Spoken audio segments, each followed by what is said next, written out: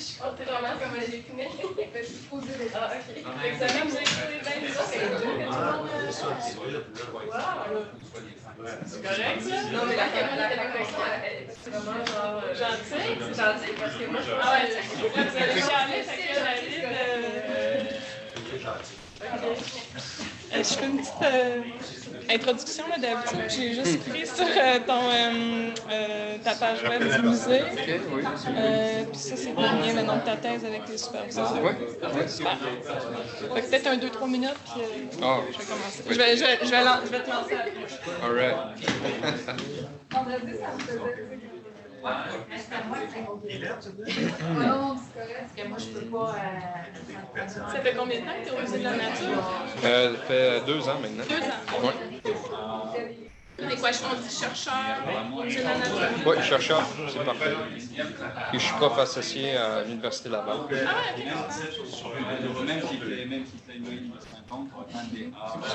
C'est une job de rêve, hein, ça?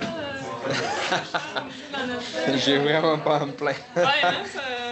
En plus qu'au musée, ils nous donnent pas mal de liberté. Ben oui, ça doit être le fun. Oui, vraiment. OK. Quand je veux, c'est bon. Je veux juste fermer la porte. Merci. Tu sais qu'il y avait Angélique qui m'a écrit rapidement Ah, t'as écrit plutôt pour, qu'elle disait qu'elle va peut-être essayer d'arriver. Ouais, ben il y a Catherine aussi qui est là. Parfait. Fait que les deux, en plus, en écologie animale. Ben, j'espère qu'Angélique va avoir des chances de venir. C'est rare que ici, c'est plus, ça parle plus de la forêt, mais des arbres. Oui, J'essaie d'inviter des gens aussi en écologie animale. Moi, je suis hydrologue en plus. Fait que tu vas voir, je vais sûrement te poser des questions. La discussion cet après-midi, je vais te poser des questions sûrement très larges. Parce que c'est pas du tout mon domaine, c'est un peu ça l'idée. C'est parfait. C'est parfait.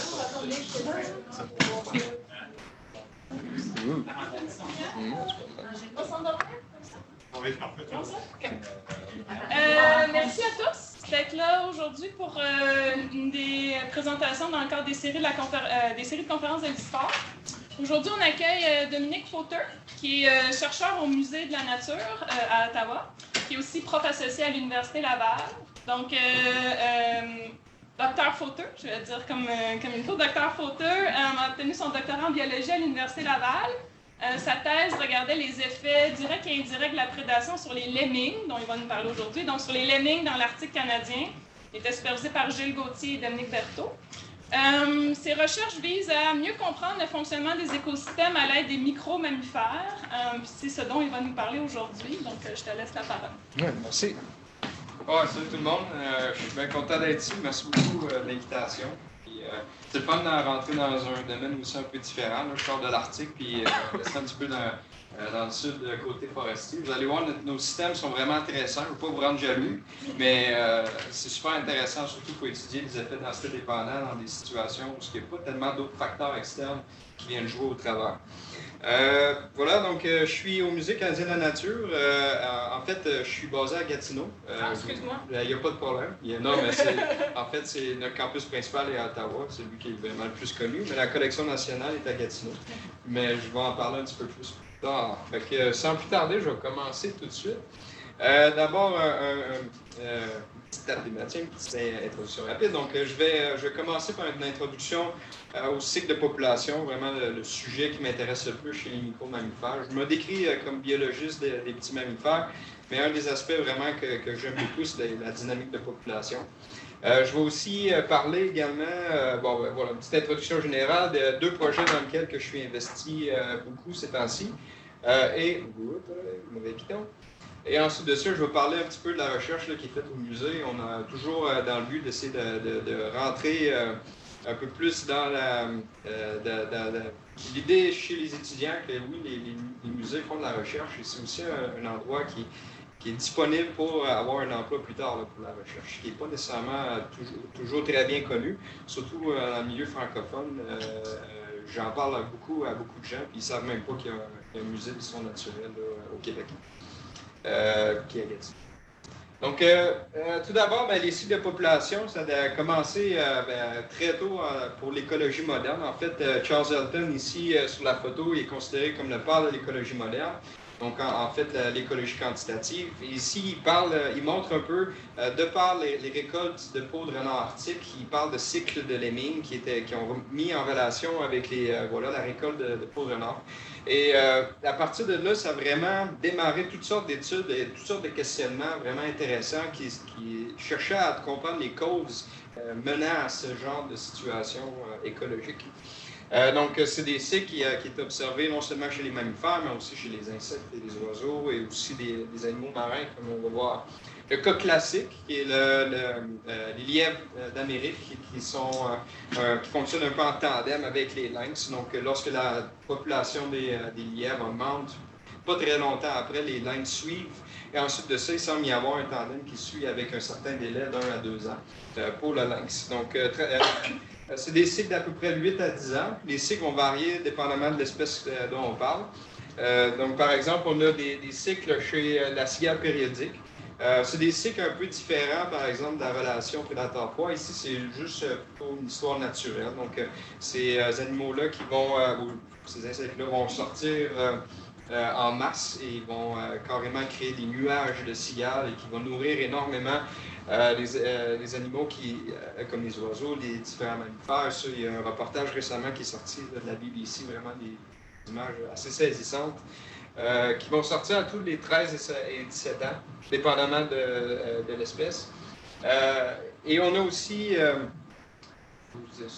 bref, la livrée du Nord, qui est dans l'ouest canadien, donc sur l'île de Vancouver, par exemple, qui vont suivre des cycles de 6 à 11 ans, en fonction du fait que quand il y a énormément des très bonnes conditions environnementales, et aussi il y a des bonnes conditions aussi au niveau de la nourriture, donc les arbres vont très bien. Mais peu de temps après, la livrée s'installe et tranquillement, elle fonctionne un peu en vague, et vous connaissez probablement mieux ce type d'insectes-là que moi-même.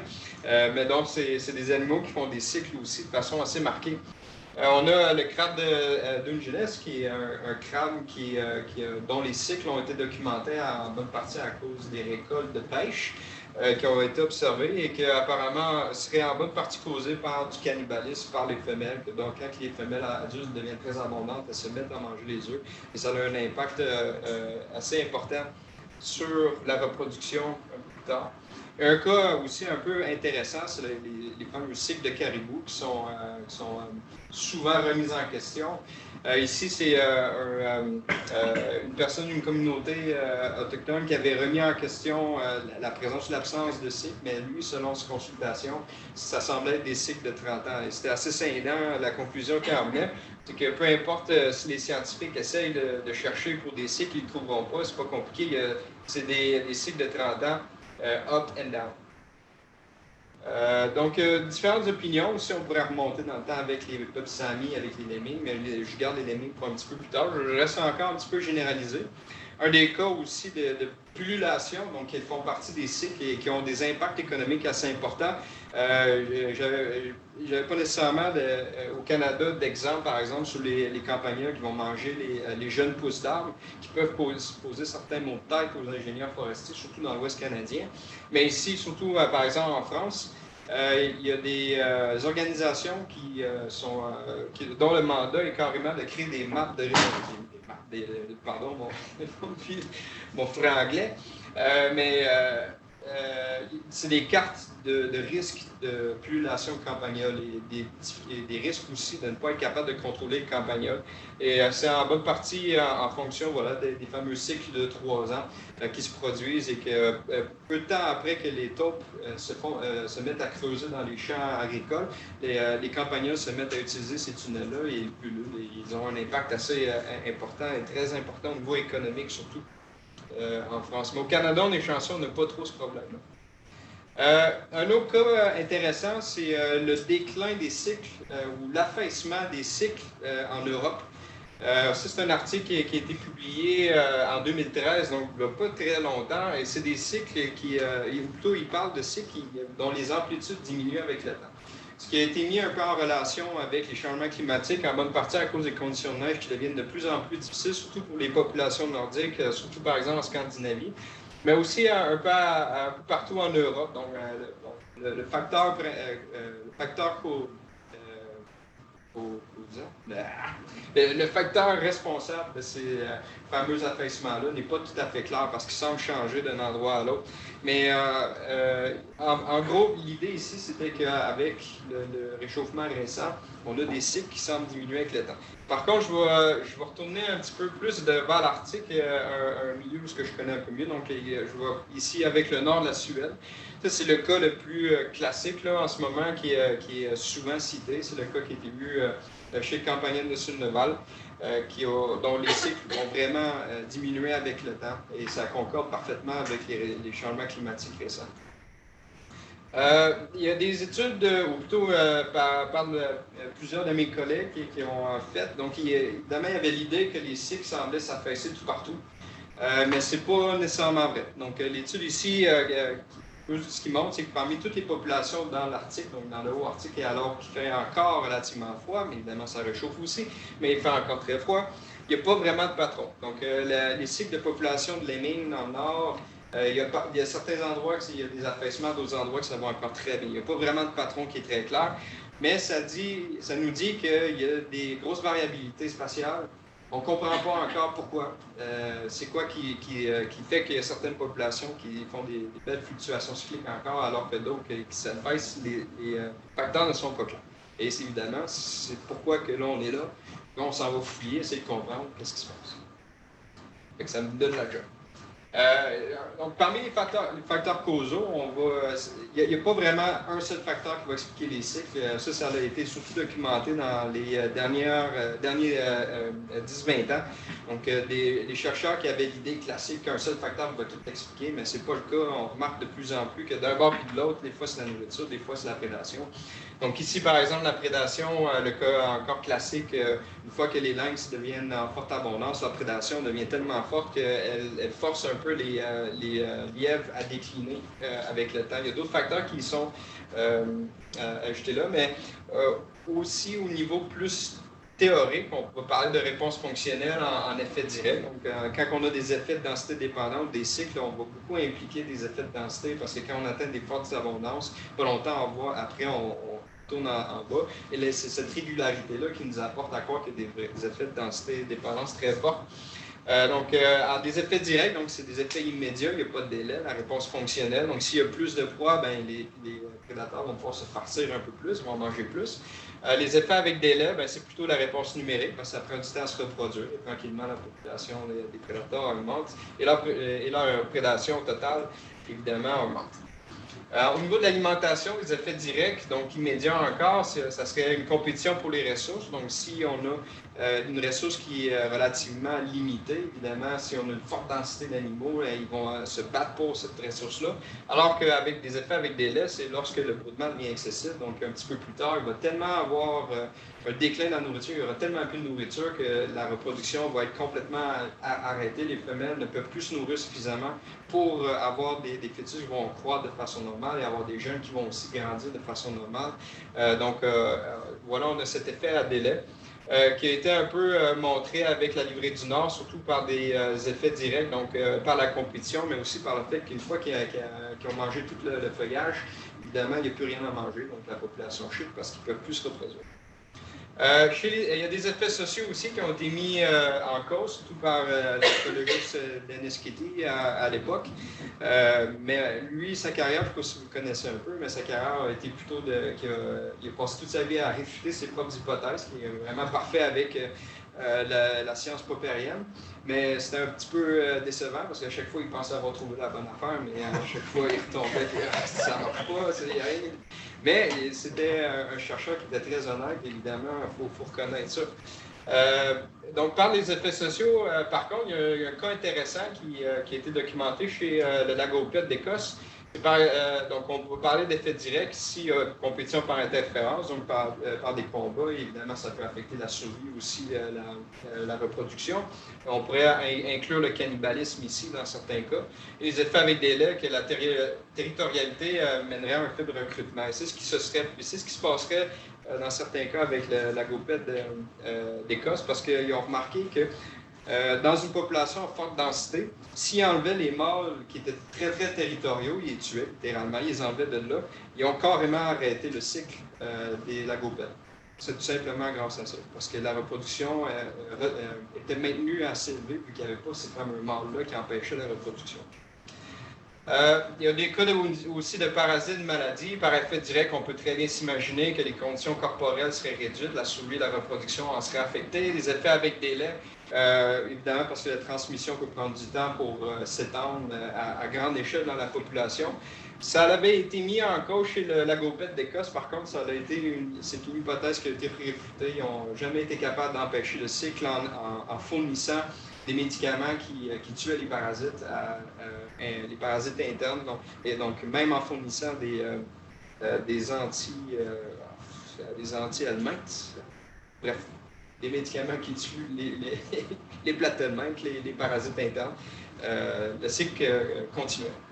Et finalement, les effets physiologiques, ça c'est quelque chose d'assez récent, qui commence à être relativement bien appuyé par la recherche. C'est que chez les lièvres d'Amérique, il y a tellement de prédation que les femelles écopent de ce stress-là qui leur est imposé. Et parce qu'elles sont très, très stressées, cela a un impact sur leurs jeunes. Donc, leurs jeunes naissent en moins grande... les portées sont un peu plus faibles, les jeunes naissent avec un poids plus faible. Et au final, ça a comme impact. La reproduction est aussi limitée. Donc, la reproduction revient souvent dans les cycles, mais il faut toujours garder en tête qu'il y a aussi la survie qui n'est pas loin. Mais est-ce qu'on peut expliquer des cycles uniquement avec la survie? Probablement pas. Juste avec la reproduction? Probablement pas non plus. Donc, on complexifie l'histoire. Donc, dans le haut Arctique, ce qui est fun, c'est que justement, on tombe dans un système qui est relativement simple, donc on peut aller tester ces différentes choses-là. Et dans l'Arctique, on se base beaucoup sur la théorie d'exploitation des écosystèmes, même si on commence à la répéter de plus en plus. Mais c'est une excellente base sur laquelle démarrer. Et ce que cette théorie-là prédit, c'est qu'en fait, productivité primaire, donc dans les déserts, dans les déserts polaires ou déserts du sud de sable, peu importe, la productivité est très faible, donc il n'y aurait pas assez d'herbivores pour supporter une bonne population de prédateurs, ce qui fait que les prédateurs ont un impact relativement faible. Dans les sites à forte productivité primaire, là, il y a beaucoup d'herbivores et éventuellement les prédateurs sont aussi très, très productifs.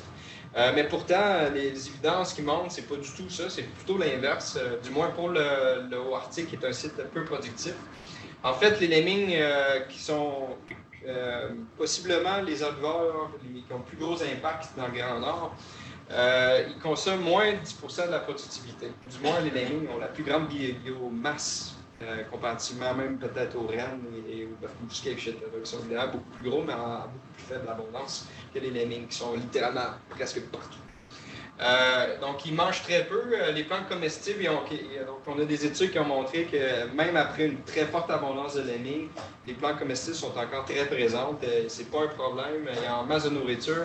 Il y a eu certaines hypothèses aussi en fonction. Est-ce que les plantes développent des mécanismes de défense? Ça a été réfuté également. C'est pas assez pour empêcher les lemmings de manger. Et cette hypothèse-là que la nourriture pourrait être insuffisante, ou que la productivité soit insuffisante dans l'Arctique pour soutenir assez de lemmings pour que la prédation ait un impact, ça a été basé uniquement sur des anecdotes de dévastation à la Norvège. Donc, c'est pas quelque chose qui est impossible, mais par contre, c'est seulement anecdotique et comme vous savez, en science des anecdotes, c'est pas suffisant pour confirmer les hypothèses.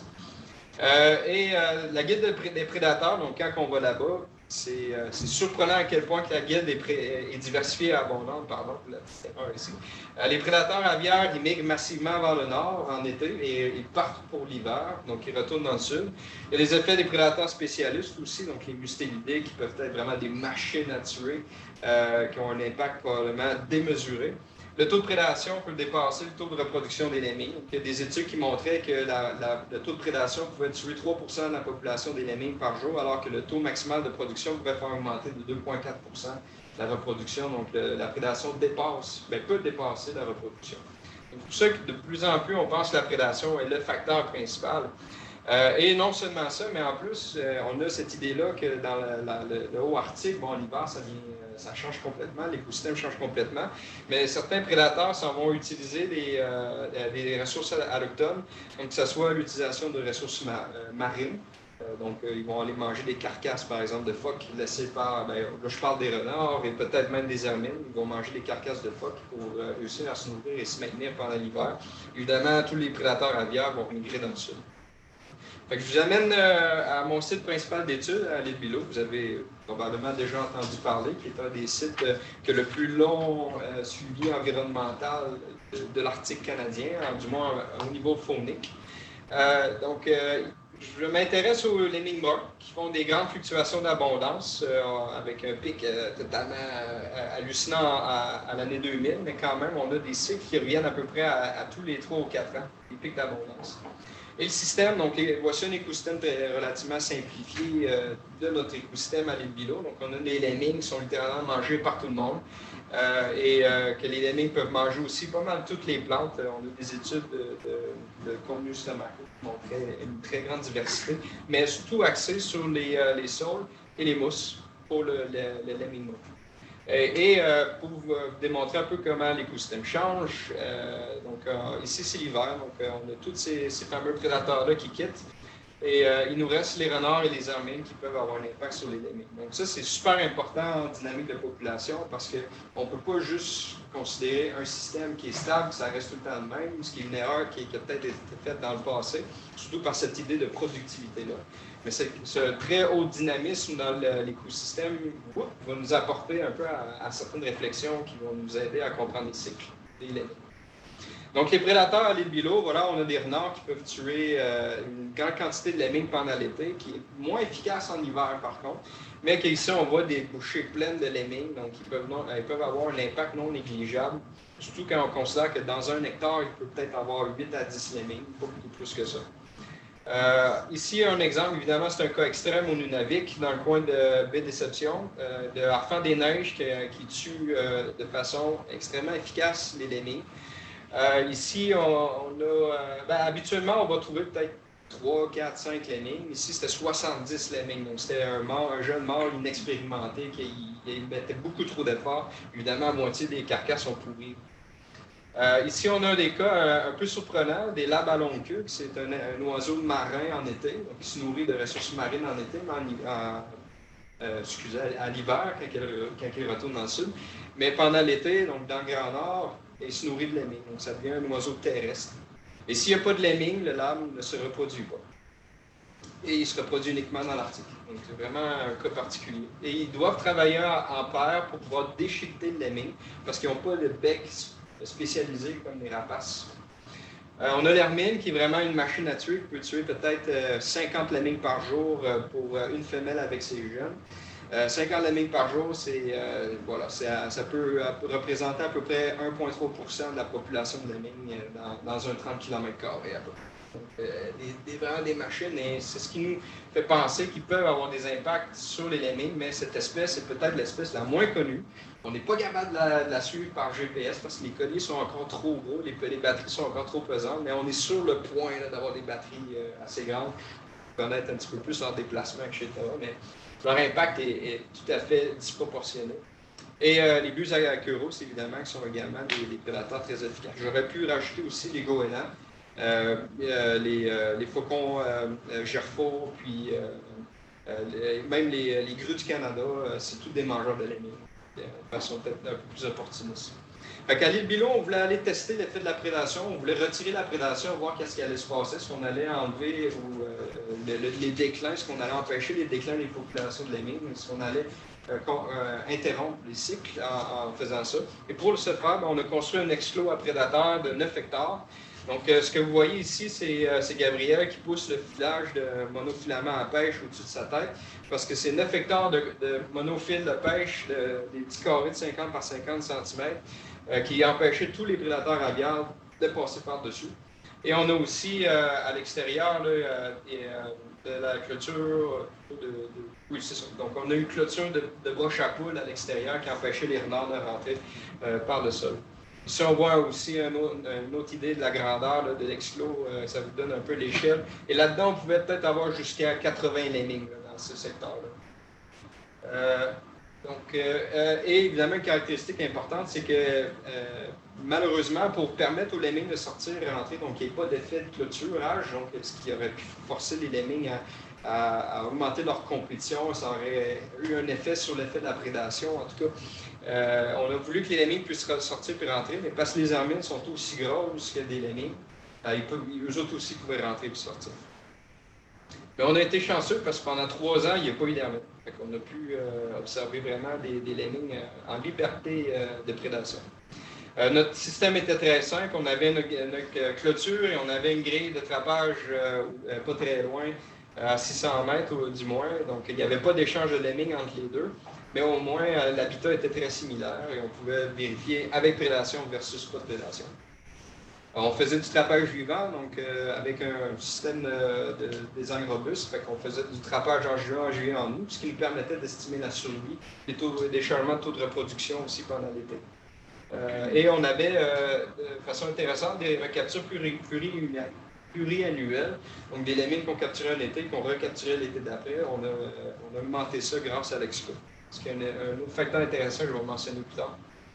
En hiver, on avait les fameux nids d'hiver. Donc, les nids vont construire des coupoles d'herbes séchées dans lesquelles ils vont aller se réfugier sous la neige. Donc, ça va leur permettre de thermoréguler plus facilement. Donc, c'est pour la chaleur. Et aussi, ils vont se reproduire dans ces nids-là pendant l'hiver. Et pour identifier quelle espèce va construire le nid, on peut regarder la forme des crottes. Donc, ici, on a des crottes de lemming brun. Ici, on a des crottes de lemming variables. Donc, des couleurs différentes, formes, tailles différentes. C'est selon l'espèce. Ici, il y a très peu plutôt aussi, il y a des très très petites feuilles à l'intérieur des nids, on peut savoir si il y a de la reproduction ou pas. Et ces nids-là, ben, c'est la toundra, c'est l'avantage de travailler dans l'Arctique, on voit très loin, il n'y a pas d'arbre pour nous boucher à vue, fait que les nids, on peut les voir à 30 mètres plus loin. Donc on utilise des systèmes de transect, et c'est très facile pour nous. Donc voici les résultats, donc en Y, on a les densités spatialement explicites, donc les densités de lemmings par hectare. On a voici les différentes années. Et ça, c'est le suivi qu'on a fait avant l'installation de l'exclos et après l'installation de l'exclos. Et je vais vous amener tout de suite à droite pour la partie sans exclos. Et ce qu'on voit surtout, c'est des densités dans l'exclos qui ont augmenté au final, en moyenne. Donc, oui, on avait des retours à des densités similaires en juin, mais au final, quand on regarde les densités moyennes dans l'été, elles étaient toujours plus élevées dans l'exclos. Excepté dans ces années-là, ce qui s'est passé, c'est qu'on a découvert que l'hermine avait commencé plutôt est revenue dans le système et on a vu des signes de prédation dans les nids d'hiver. L'hermine va laisser des morceaux de lemming dans les nids d'hiver, donc des pattes, des morceaux de queue. Et ça nous indique que l'hermine est rentrée dans le système. Et pendant ces 3 années-là, 2014, 2015, 2016, aucun signe de prédation par l'hermine. On savait que les hermines n'étaient pas là. On ne l'a pas vu non plus pendant l'été. À l'île Bilo, il y a à peu près 40 chercheurs qui travaillent pendant l'été sur la plaine et aucune hermine pendant les étés avait été vue, sauf à partir de 2017. Et peut-être même l'hiver 2016-2017. Et donc, voilà. Et ce qui nous dit que même dans l'exclos, ça c'est ce qui est particulier. L'hermine est rentrée dans l'exclos, pas de trouble, et elle a littéralement vidé l'exclos de lemming. Du moins, c'est notre hypothèse parce qu'on n'a pas d'autre explication pour dire pourquoi tant les mâles, les femelles, les jeunes ont disparu de l'exclos de lemming. Et ce qui est intéressant, c'est que l'exclos continue en 2019, et donc on va continuer à voir si on a les patrons similaires qui se reproduisent. De façon mécanistique, on a regardé les probabilités de survie des lemmings, et on a vu qu'à partir de l'installation de l'exclos, donc le bleu c'est dans l'exclos, on voit que les survies ont répondu très rapidement. Les lemmings avaient une survie plus élevée. Par contre, en 2016, voilà, il y avait eu un déclin. On n'a pas nécessairement de réponse. C'est peut-être des effets stochastiques. Peut-être que l'hermine avait déjà rentré dans le système à la fin de l'été 2016. Donc, elle avait déjà commencé à tuer les lemmings dans l'exclos. Difficile à dire. Mais du moins, 2014-2015, c'était assez flagrant, un changement de survie.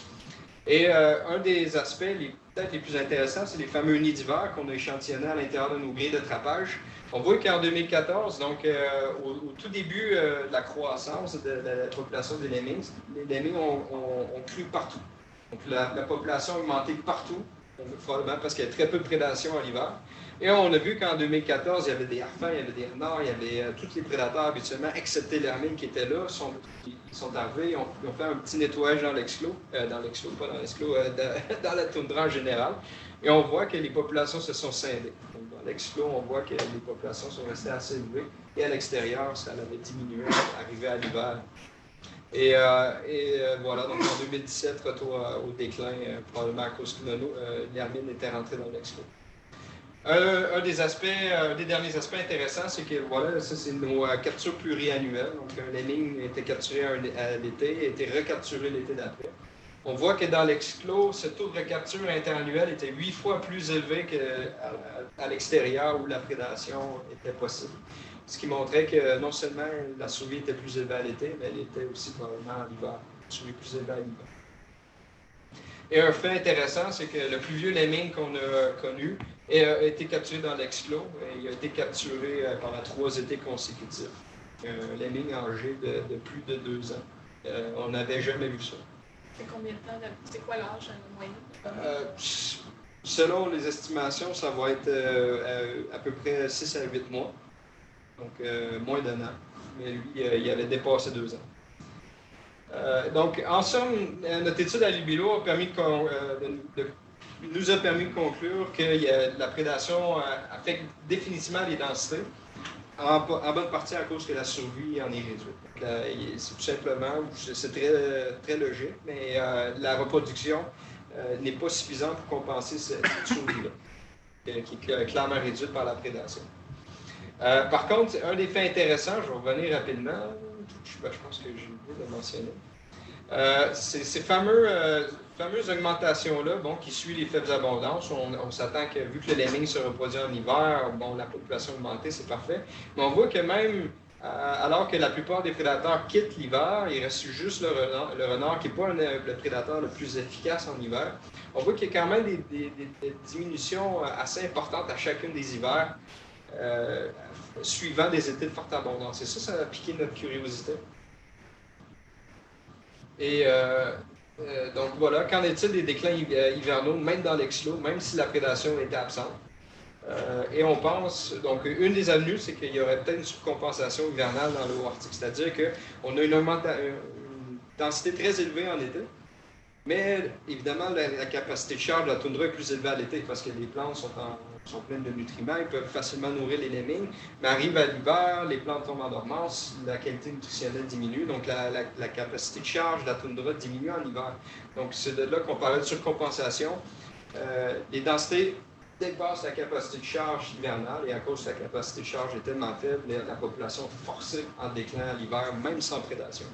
Donc un effet de densité de dépendance assez fort. Un cas qui est particulièrement intéressant, qui est très flagrant. Donc, on cherchait un site, encore une fois, encore plus simple, qu'on était sûr qu'il n'y avait pas de prédation, même pas d'hermine. Donc, c'est un site qui m'a amené à aller travailler au Svalbard, donc à collaborer avec des chercheurs de l'Université de Tromsø. Sur le campagnon d'Ondrias, qui avait été introduit de la Russie dans la première moitié du 20e siècle. Donc, en 1920-1960, des explorateurs russes pour le charbon auraient apporté des campagnols dans des balles de foin pour nourrir le bétail au Svalbard. Et le campagnol s'est installé au Svalbard. Et s'est installé dans la région de Grumant. Donc, on a Longyearbyen, qui est la capitale ici, et, ou du moins, en tout cas, la grosse ville norvégienne tout près. Et on avait Grumambien, qui était une petite localité de mineurs russes qui minaient pour le charbon dans le secteur. Et le campagnol s'est installé le long de cette paroi-là. Donc, on voit ici la ville abandonnée. Par contre, voilà, ça a été abandonné en 1960, cette ville-là, 1962, je pense plus précisément. On a les bâtiments restants et on a ici, à gauche, c'est la partie qu'on voit qui était en rouge, là, juste ici. Donc, c'est les flancs des montagnes. Et ça, c'est les flancs avec Grumant qui est ici, là, avec les petits bâtiments. Et les campagnols se sont installés là-dedans. Probablement que les campagnols ont débarqué là, mais tranquillement, ils ont bougé en dehors du village et se sont installés sur ces parois-là, qui sont très verdoyantes, c'est très riche en herbes. Donc, de façon un peu plus précise, on a ici, juste en haut, dans les parois, ici, les petites falaises, on a les colonies de bruniques qui eux vont évidemment aller se nourrir avec des subsides marins. Et toutes les fientes qu'ils vont faire vont couler par en bas et ils vont littéralement nourrir une végétation qui est extrêmement dense, donc énormément de graminées. Et le campagnol s'est installé là-dedans de par toute cette histoire. Donc, vraiment un cas fascinant d'un animal introduit de façon accidentelle. Un animal qui est retrouvé en milieu boréal, amené carrément dans le haut arctique. Et depuis 70 ans, le campagnol est là. Et il est confirmé depuis 70 ans. Donc, c'est une population de rongeurs qui est unique dans l'Arctique. Il n'y a pas de prédateurs aviaires. Oh, il y a un petit problème à gauche, je suis désolé pour ça. Il y a des renards, mais les renards, ils semblent non spécialisés. Bon, la dernière fois que j'ai montré ça, il y a des gens qui me disaient c'est pas vrai, c'est pas des renards, ça n'a pas rapport qu'ils ne sont pas spécialisés, c'est juste parce qu'ils ne se passent pas à côté, parce qu'ils pourraient quand même manger des campagnols, c'est vrai. Mais en gros, il y a une étude qui a montré que dans les fientes de renards sur l'île, il y a très très peu de campagnols. Donc le renard n'en mangeait pas beaucoup. Il reste que le campagnol est arrivé uniquement au début du 20e siècle, tandis que le renard, ça fait des milliers d'années qu'il est là. Donc l'évolution n'a peut-être pas fait en sorte que ces renards-là se nourrissent principalement de campagnol. La végétation voilà, est abondante, surtout en été. Par contre, elle est restreinte spatialement, ce qui pourrait forcer un peu une certaine compétition pour l'espace chez les campagnols. Évidemment, elle est très riche à cause du guano aviaire. Il y a très peu, il n'y a pas d'autres micro-mammifères, donc il n'y a pas de compétition interspécifique. Et le fait que ce soit un animal qui est normalement boréal et que là, il est quand même exposé à des conditions du Arctique, des conditions hivernales rigoureuses, ça peut avoir aussi un impact sur leur population. Ça va être important plus tard ici pour expliquer leur dynamique de population. Et c'est un cas idéal pour une croissance exponentielle. Pas de prédation, beaucoup de nourriture en été. C'est parfait pour un animal qui se reproduit dès l'âge de 2 semaines. Après 2 semaines d'être né, il peut commencer à se reproduire. C'est extrêmement rapide. Donc, une belle situation de croissance exponentielle chez les mammifères, malgré qu'il y a des hivers rigoureux qui vont être difficiles pour eux.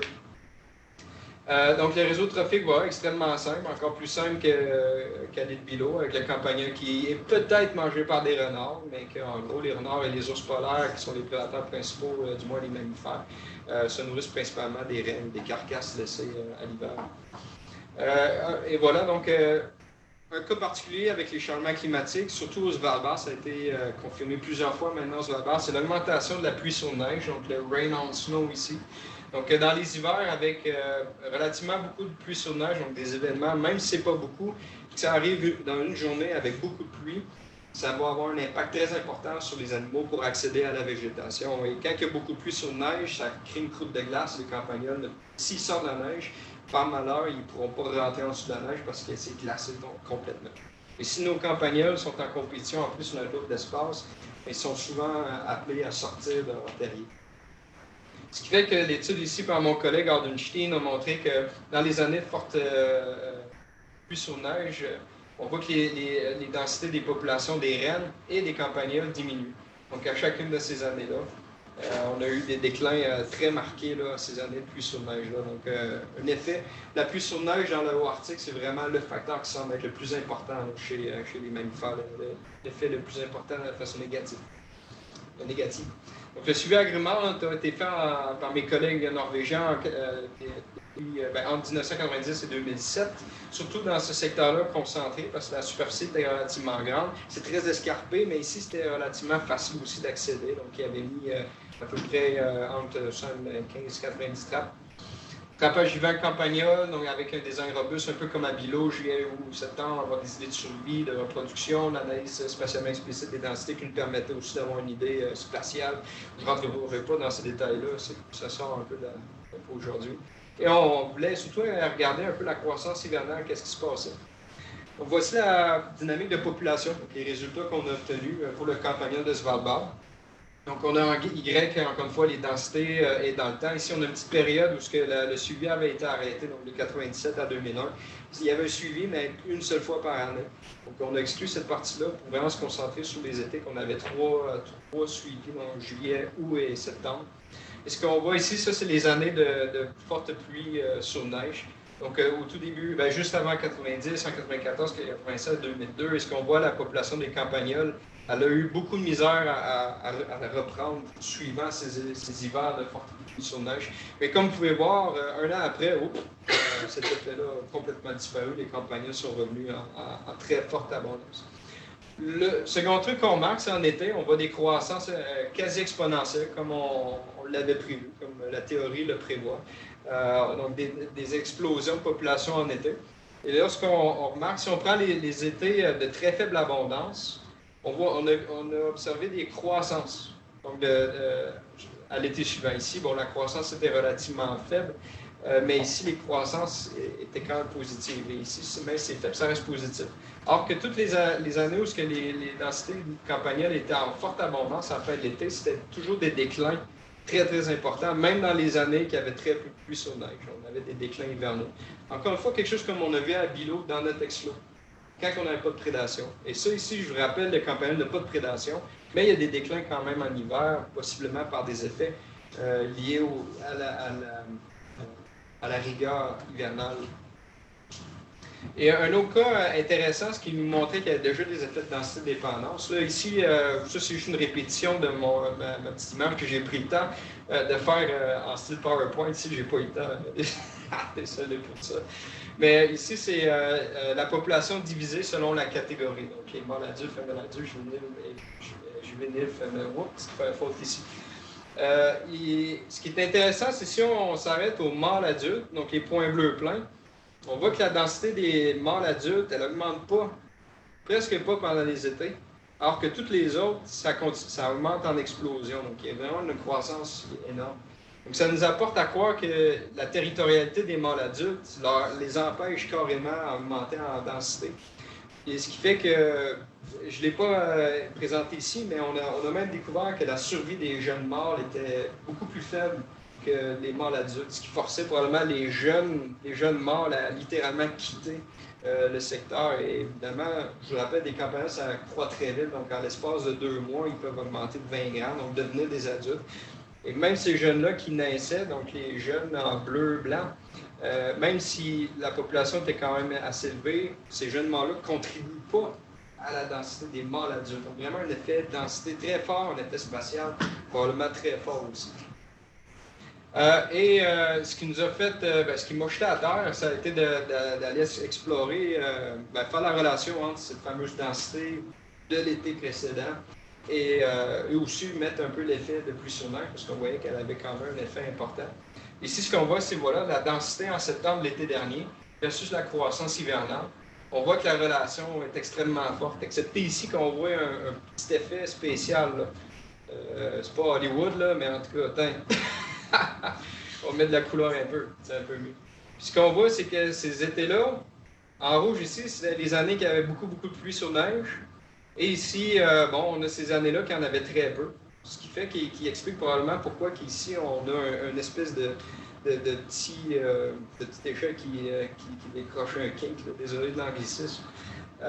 Puis ici, c'est l'effet de pluie sur neige, mais comme on voit ici, c'était parce que l'effet ne suit pas très bien la pluie sur neige en bonne partie parce que la densité ici était très faible.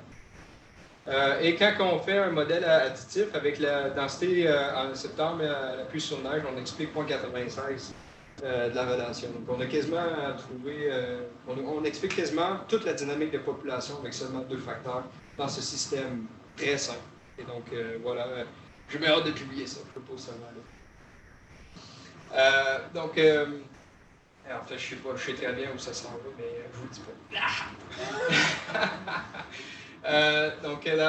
Ici, c'est pour retourner à l'île Bilo, donc on a notre fameuse croissance, et déclin hivernal, croissance estivale, déclin hivernal.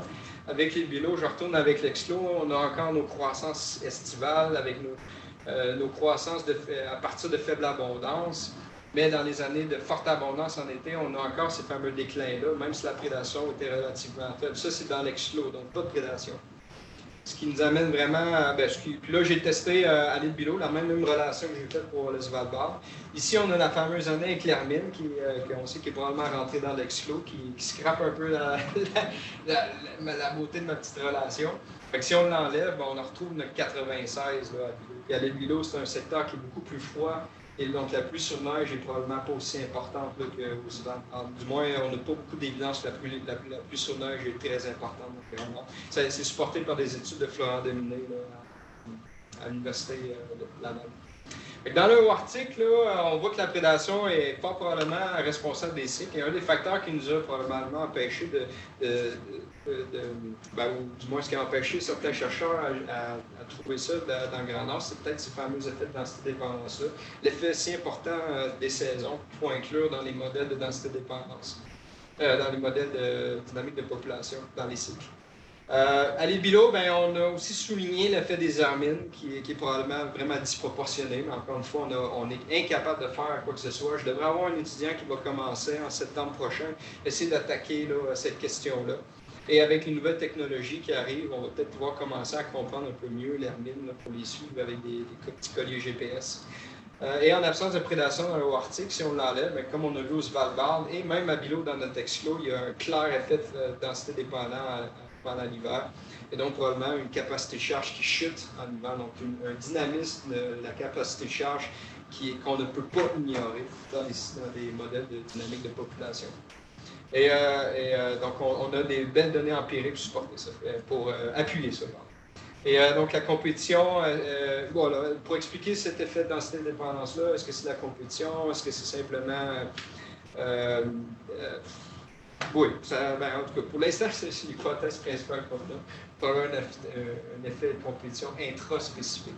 La pluie sur neige est clairement une menace là, pour les micro-mammifères arctiques.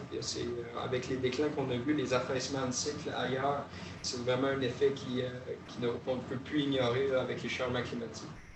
Je ne sais pas, il est rendu quelle heure? Il est déjà une heure. On a encore 15 minutes. Avec les questions. Okay. On pourrait se garder un 10 minutes de questions. Oui, OK. 5 minutes. Parfait. Fait que je vais aller bien vite là-dessus. De toute façon, ça, c'est du PR.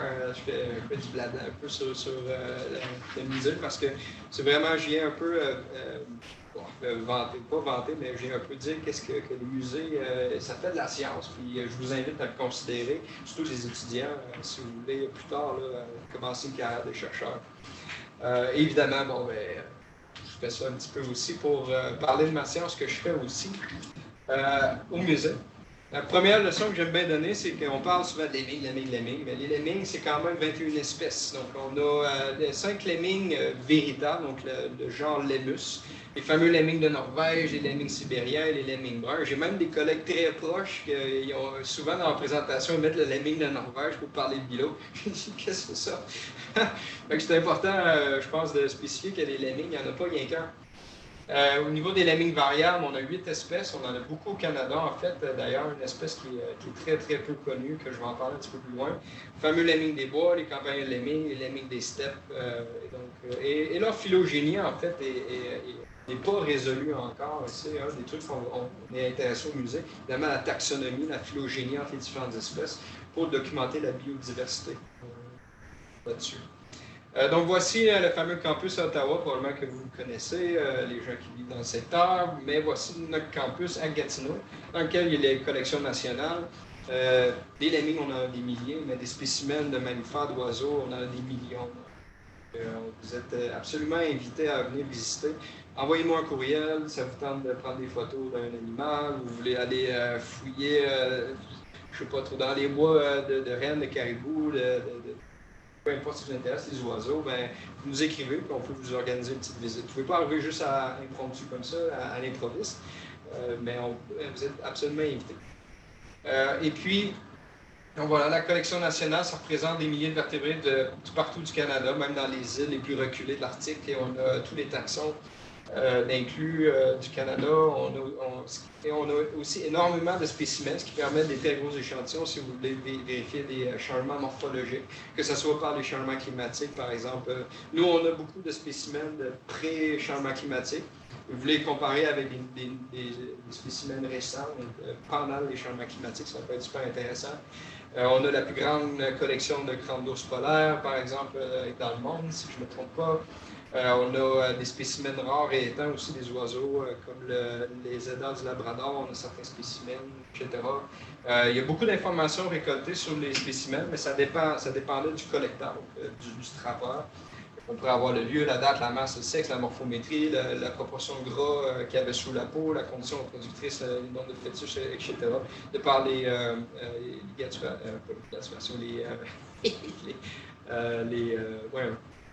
les cicatrices. Voilà. Et donc, on a ici, voilà, ça c'est une étude que j'ai faite aussi qui est présentement en révision, qu'on a utilisé 100% les collections du musée. Donc, on voulait augmenter l'information pour tirer des régimes alimentaires des rapaces, parce que dans les boulettes de régurgitation, on peut trouver des ossements. Et avec ces ossements-là, on peut retirer beaucoup d'informations. Donc, dans notre cas, on voulait aller vérifier, oui, les espèces, identifier les espèces, mais on voulait aussi connaître la masse ou la biomasse consommée par les prédateurs. Et donc, avec les mandibules, on peut identifier l'espèce lorsqu'il y a des dents qui restent. Et même avec la forme de la mandibule, là, on peut avoir des informations intéressantes. Et on peut utiliser la taille des mandibules pour obtenir la masse de l'animal. Bon, il y a des variabilités. Pour ça, on est allé faire une étude pour un peu quantifier cette variabilité-là liée à la différence entre la taille et la masse de l'animal, surtout chez les micro-mammifères.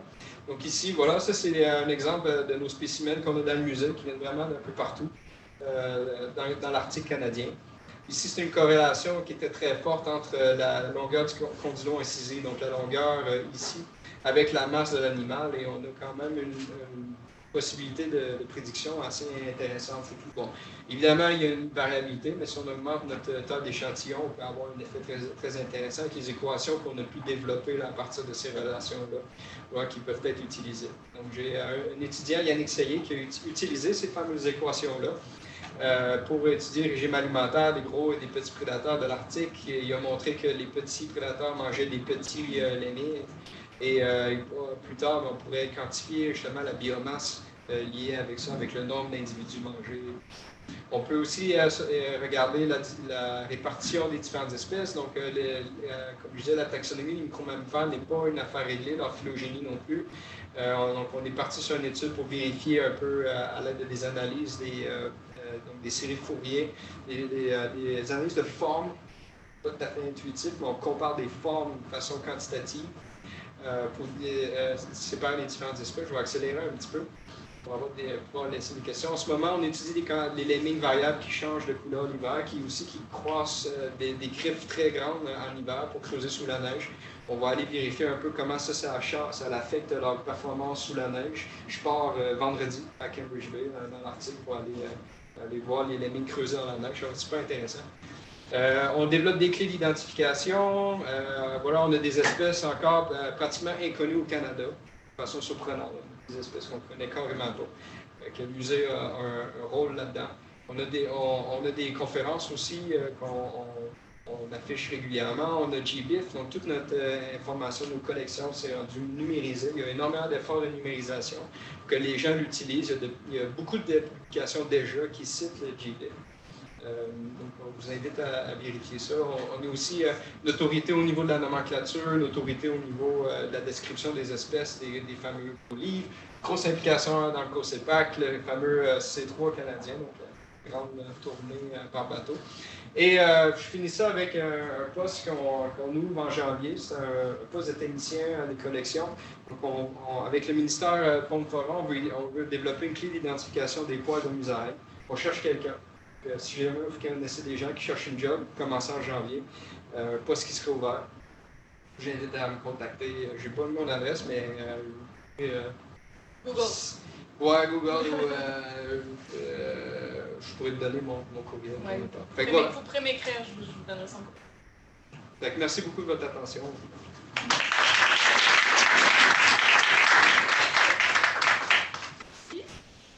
Des questions? C'est prochain un étudiant? Excusez. Après ça. Vas-y, Sam. Moi, après, je suis là cet après-midi s'il y a d'autres questions. Angélique. Il va être là dans le cours cet après-midi, fait qu'il va pouvoir. Angélique? Ok. Salut! Les résultats montrent un effet de la prédation sur les densités en hiver. Et l'hypothèse que c'est la diminution de la ressource en hiver qui entraîne une forte chute des à l'hiver, etc. basé là-dessus, tu finis par dire que c'est certainement la prédation qui est responsable des cycles. C'est bizarre parce que moi, basé sur tes résultats, j'aurais tendance à dire que c'est peut-être plus la diminution de la nourriture. Des cycles? Ouais. Ben, en fait, on peut voir un beau cycle saisonnier pour ça, donc un cycle à l'intérieur d'une année. Par contre, pour expliquer un cycle interannuel, pluriannuel, que le cycle va durer 5 ans au lieu de 3 ans, au lieu de durer seulement qu'une année, là, on implique un peu plus la prédation, étant donné que là, il y a un délai. Et c'est ce fameux délai-là qui va amener les cycles à durer plus de 1 an. Mais si c'était vraiment la nourriture hivernale le problème, ça serait probablement un cycle saisonnier. Un peu comme on voit avec les campagnols, là, on voit vraiment des belles explosions qui diminuent en hiver, probablement à cause du manque de ressources ou de compétition. Mais à l'île Vilo, je ne l'ai pas trop présenté, je ne voulais pas mettre trop d'accent là-dessus, mais à l'extérieur de l'exclos, donc sous la prédation, on avait quand même, le fameux déclin hivernal est beaucoup moins prononcé. Donc, probablement que les prédateurs à l'été maintiennent la population près de la capacité de charge hivernale. Mais là, je rentre un peu dans la spéculation. Je pense que ça explique, le prédateur va expliquer la période, mais absolument la nourriture, oui, elle va être limitante à cause de la difficulté sur le niveau.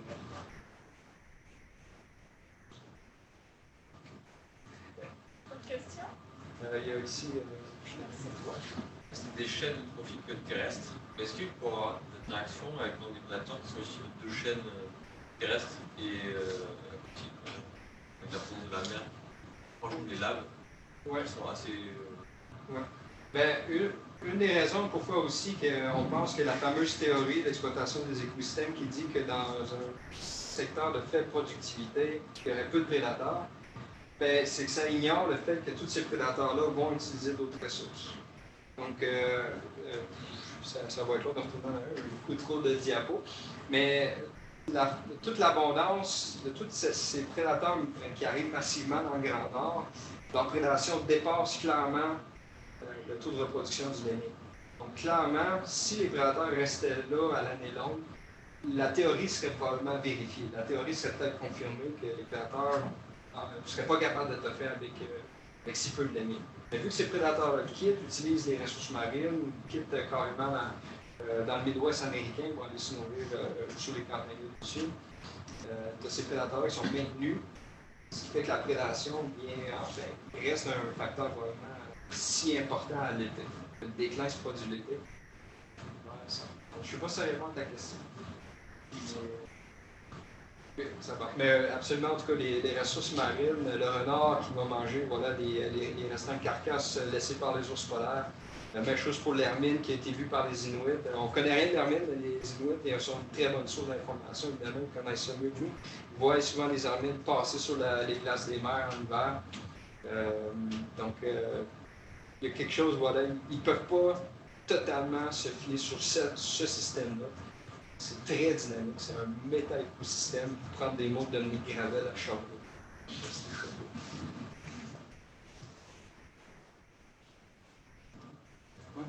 Ton hermine, elle semble être hyper structurante dans ton système. Ouais. Là, je sais que vous n'avez pas beaucoup de données, mais parce que dans son territoire, elle doit tout tuer dans un laps de temps. Est-ce qu'ils bougent beaucoup? Est-ce que c'est dynamique leur territoire? Est-ce qu'ils saturent votre île? Je sais que vous n'avez pas de données, mais est-ce que la densité d'hermine semble être super grande? Ou... En dedans de 30 km², une famille suffit pour littéralement vider la toundra. Selon nous, dans tout notre secteur d'études, qui est à peu près 30 km², dès que l'hermine rentre, on ne voit plus de lemmings. Puis les gens marchent partout, pas de lemmings, on n'en voit pas. Une famille. Une famille. Une famille, oui. Ça peut quand même aller jusqu'à 10 jeunes, une seule famille. C'est beaucoup de bouches à nourrir pour une seule famille, mais quand même, c'est énorme. Puis que ça soit dynamique, je ne pourrais pas supporter ça par des données, comme tu dis, on ne connaît rien, mais par contre, avec les nids d'hiver qu'on a échantillonnés sur la plaine en entier avec un effort depuis 5 ans, des données que j'ai une étudiante, Marianne Vaco, travaille là-dessus. On voit que la prédation est généralisée partout sur la plaine, probablement parce qu'il y a peut-être quelques familles qui couvrent toute la plaine, littéralement. Qu'est-ce qui fait qu'elle disparaît puis qu'elle réapparaît? c'est vraiment... C'est l'absence de ressources. Elle s'auto-régule, finalement. Probablement, oui. Puis là où ce qu'on ne sait pas, c'est est-ce qu'elle quitte, est-ce qu'elle s'en va ou elle meurt sur place. Parce que dans un cas classique, théorique, les amies ne quitteraient pas, elles resteraient là. Et quand les lemmings reviennent, elles répondraient 1 an plus tard en forte abondance. Mais c'est pas ça qui arrive. On sait que le délai peut durer de 2-3 ans avant que le crash se produise. Comme 2014-2015 et 2016, on a eu des fortes abondances de lemmings.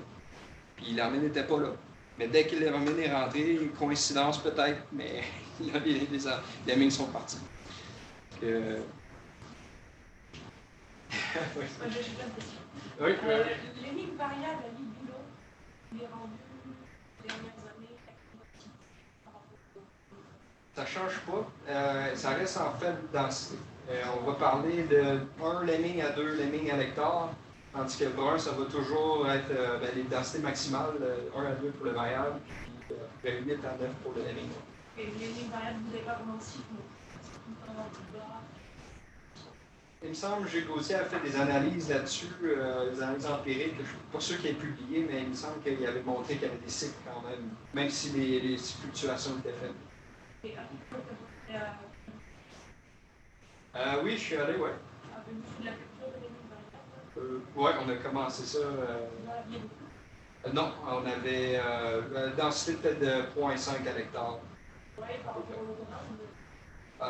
Les deux étaient en phase de crash. Oui, les deux étaient. Mais vous avez quand même eu quelques barrières. Oui. Oui. Pas en côté. Quel du beurre, OK. Barrière zéro. OK. Alors que c'est l'espèce qui dominait un peu. Ben oui. Hein.